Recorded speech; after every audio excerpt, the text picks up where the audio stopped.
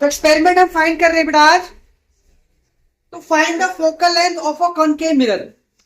आपको एक concave mirror दे दिया जाएगा, उस कॉनकेव मिरर में डिफरेंट यू के लिए आप डिफरेंट वी की वैल्यू फाइंड करेंगे। You means object distance. तो ऑब्जेक्ट डिस्टेंस के लिए फाइंड करोगे इमेज डिस्टेंस, यानी आप यू और वी को कैलकुलेट कर लोगे। अगर यू और वी को कैलकुलेट कर लोगे you can find the value of F.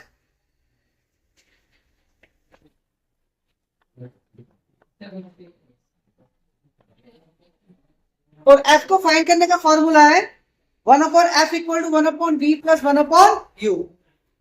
अब एक्सपेरिमेंट आप कैसे करेंगे?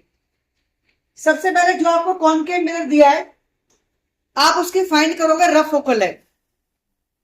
रफ फोकल लेंथ कैसे फाइंड करेंगे?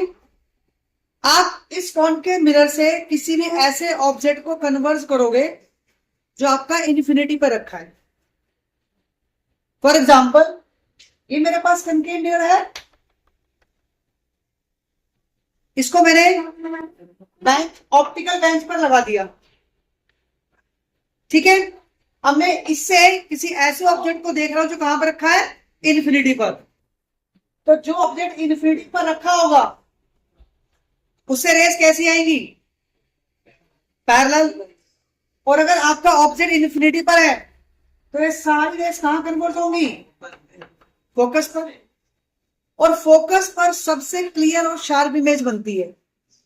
तो आप इसकी ऑब्जेक्ट की इमेज को कहां पे लोगे? जहां पर इनको क्लियर फॉर्म हो रही है, शार्प फॉर्म हो रही है, वो पॉइंट क्या हो जाएगा इसका? फोकस। और फोकस से ऑप्टिकल सेंटर का या पोल का आप डिस्टेंस निकालोगे, वो क्या हो जाएगा आपके पास? Focal length. तो आप इस तरह से रफ फोकल लेंथ को निकाल सकते हो। सपोज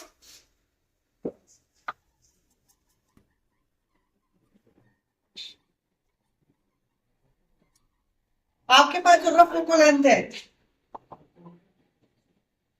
वो हो जाती है 18 सेंटीमीटर।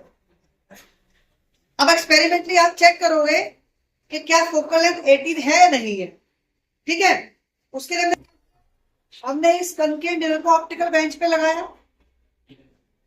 ऑप्टिकल बेंच में बेटा स्केल होता है, स्केल से आप 18 सेंटीमीटर देख लोगे जहां पर फोकस है।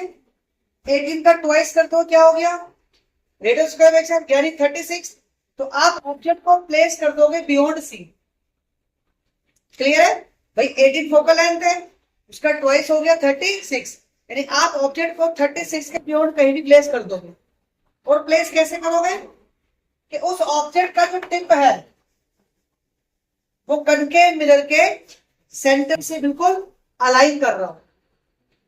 यहां पर जो मैं आपको ऑब्जेक्ट दूंगा वो ऑप्टिकल निडल है। क्या है? Optical needle.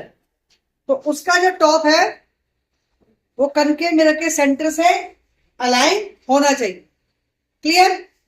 अब ये हमें पता है कि जब हम ऑब्जेक्ट को बियॉन्ड सी प्लेस करते हैं तो इसकी इमेज कहां बनती है? एफ और सी के बीच में।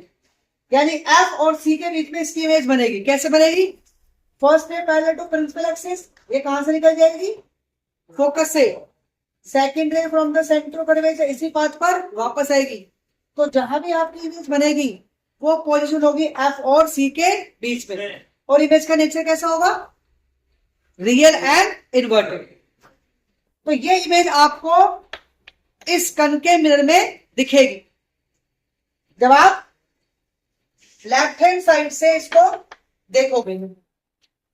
लेकिन ये इमेज कहां पर फॉर्म हो रही है, इसका डिस्टेंस क्या है, ये तो आपको नहीं पता ना। वो तो आपको दिख रही है मिरर के अंदर, लेकिन एग्जैक्टली है कहां पर ये आपको नहीं पता। तो इमेज का डिस्टेंस फाइंड करने के लिए आप क्या करोगे?